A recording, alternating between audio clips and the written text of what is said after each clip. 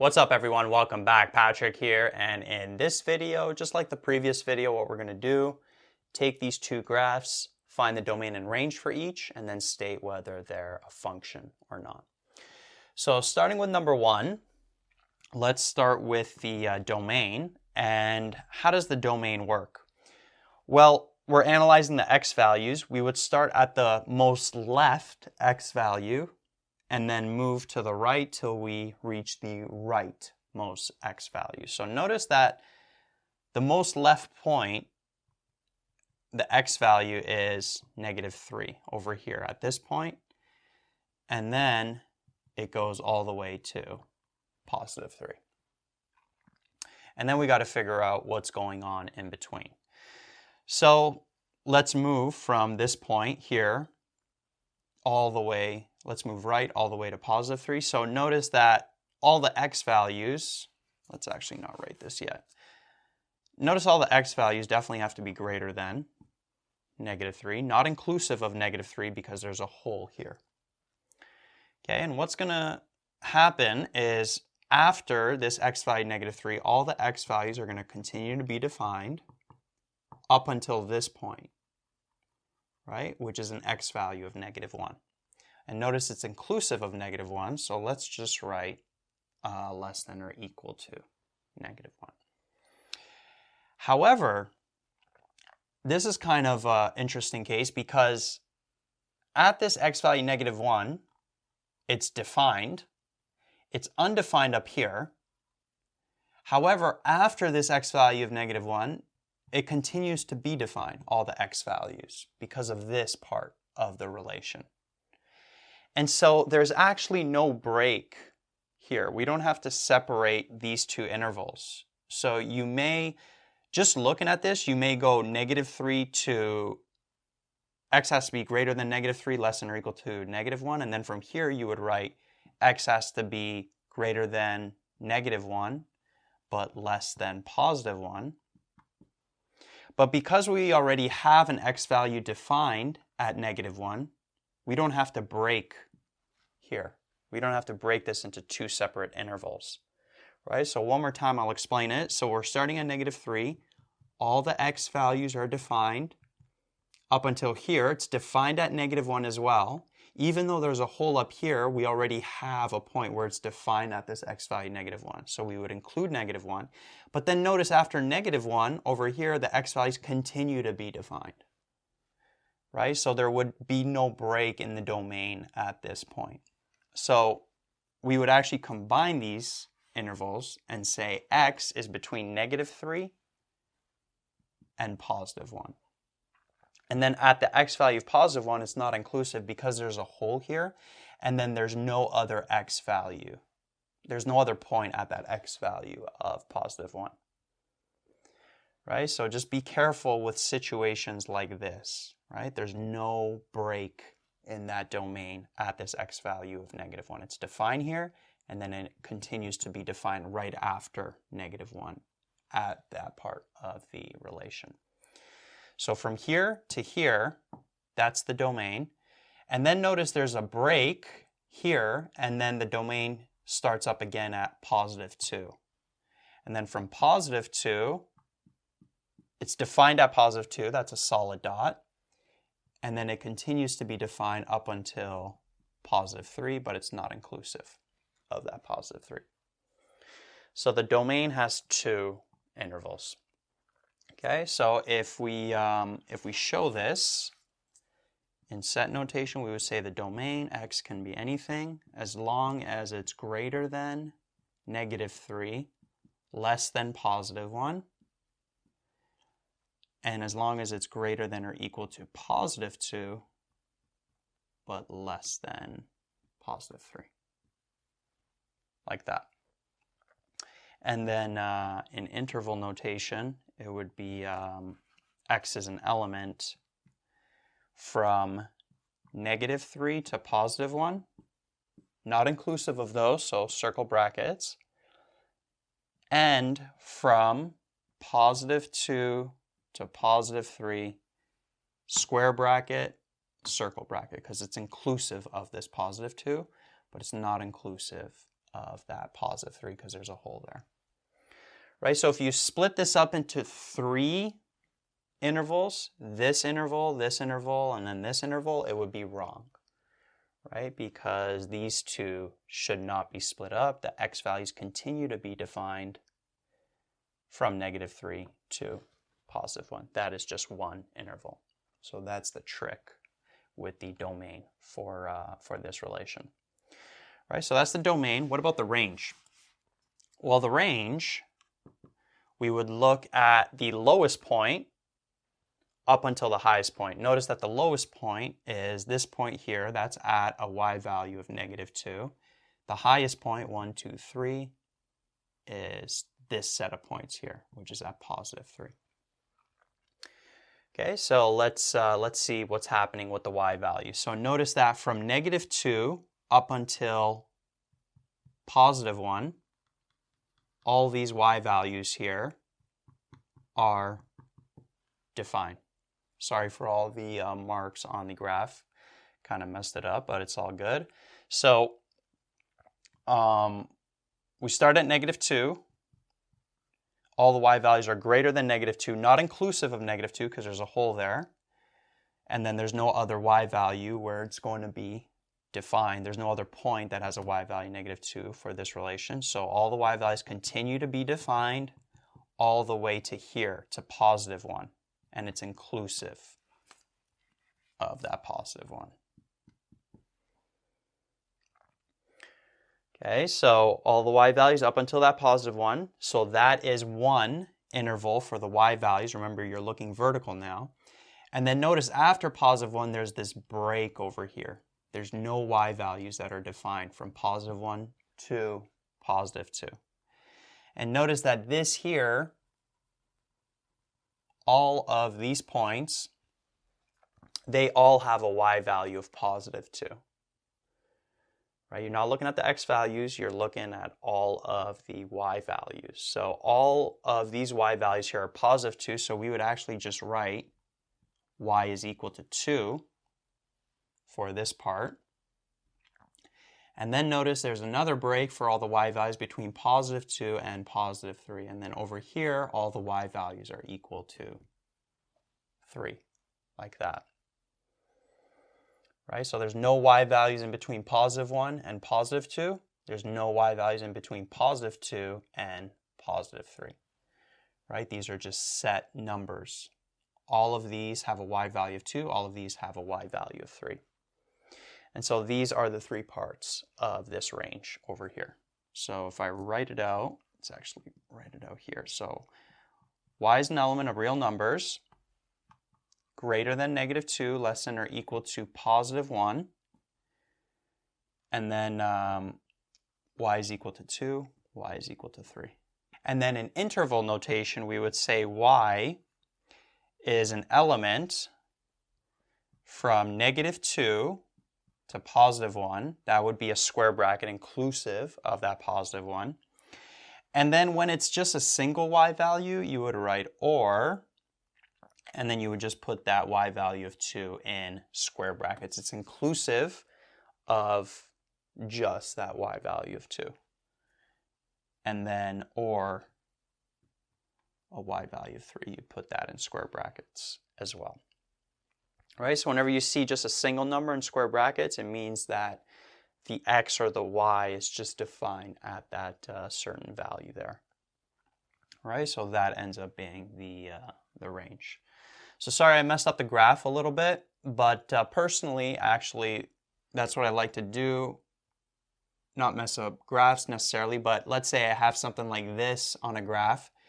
If I'm analyzing the domain, I'll just start making a bunch of vertical lines because it allows me to see what those x values are going to be.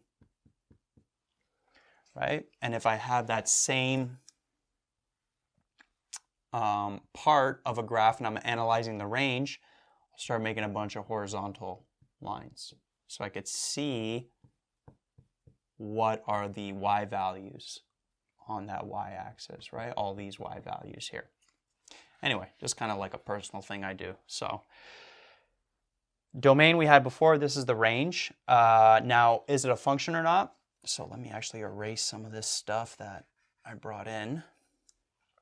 This was a solid dot here. So running a vertical line through this, notice that it passes the vertical line test everywhere, including over here. Because notice at this point, we have a solid dot and then a hole.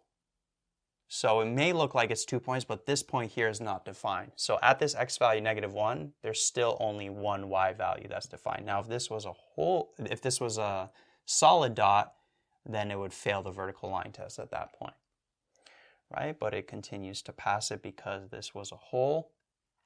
Passes it here, passes it here, passes it there. So this here, number one, this relation is indeed a function. Right? Now moving on to number 2.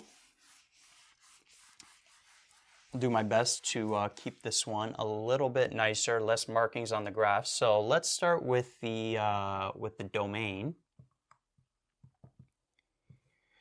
So let's kind of do a rough draft first. Again, we start at the most left point, which is this point here, and that's an x value of what? -5.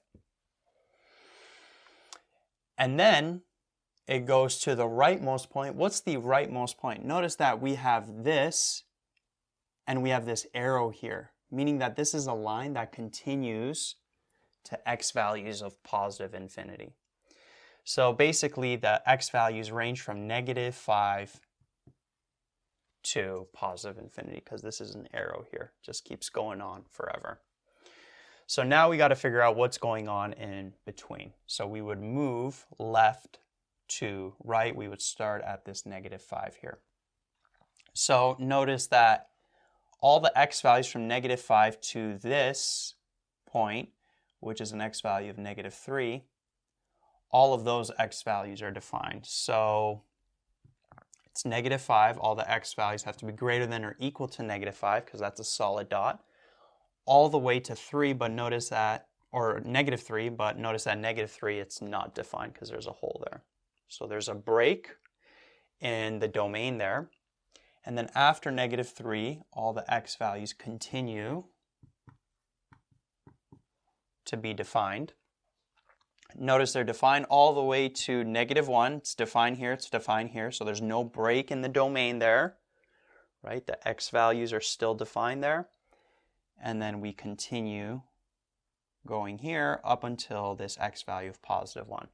So from -3, there's no break in the domain all the way to +1 because of that hole there. So from -3 to +1, it's not inclusive of +1 because that's a hole.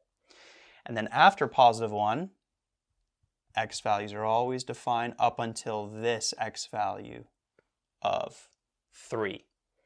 So we're going to have from +1 to +3. It's inclusive of +3 because that's a solid dot right there. And then notice there's a break in the domain here, and then we just have one point at this x value of 4. So then we would just write x equals 4. And then we have this x value of 5. Notice there's a hole there, but from that hole, all the x values are defined till +infinity. So we would go 5, not inclusive of the 5 because that's a hole, all the way to +infinity. Another way to write this is just all the x values are greater than 5, like that. Right, so these are the parts of the domain. So if we write this a little nicer, we would say domain is what? X is an element of real numbers. X is going from -5 to -3. Then from -3 to +1. So notice there's a break at this -3 because of that hole there. And then all the way to +1. And then from +1 all the way to positive 3. It's inclusive of positive 3 because that's a solid dot there. And then you'd continue on. I'm going to continue on here. Then there's just this x value of 4. I'm just going to write a 4 here. Last time I wrote x equals 4, but I think you could just write a number just by itself. Actually, you know what? I'll just write x equals 4 because I have the x values up here as well. So x is equal to 4, and then x is just greater than 5. Right? And not inclusive of the 5 because there's a hole there. So that ends up being the domain for this relation here. And in interval notation, we would say x is an element from square bracket -5 to -3. That's a circle bracket. It's not inclusive of the -3. Or from -3 to +1, not inclusive of either. Or from +1 to +3, inclusive of the +3. Or it could just be 4, just a single number there. Or from 5 to +infinity, and it's not inclusive of that 5. And for positive infinity, negative infinity, you always put a circle bracket. Right? So that there in interval notation is the domain for this relation. Now, what about the range? So we're going to be looking at the y values. So what we would do, we would start at the lowest point and then work our way up to the highest point. So what's the lowest point? What's the lowest y value here going to be? Well, notice it's going to be at this part of the relation. So we got 1, 2, 3, 4, 5. So this is going to be at -5. That's the lowest point. There's nothing lower than that. So the y values are going to go from -5. And then what's the highest point going to be? Well, because of this line, this keeps going on forever. So the y values are going to go to +infinity. Right? So the y values are going from -5 to +infinity. We just have to figure out what's happening in between. So we would just work our way up the relation. So let's actually start writing the set notation here.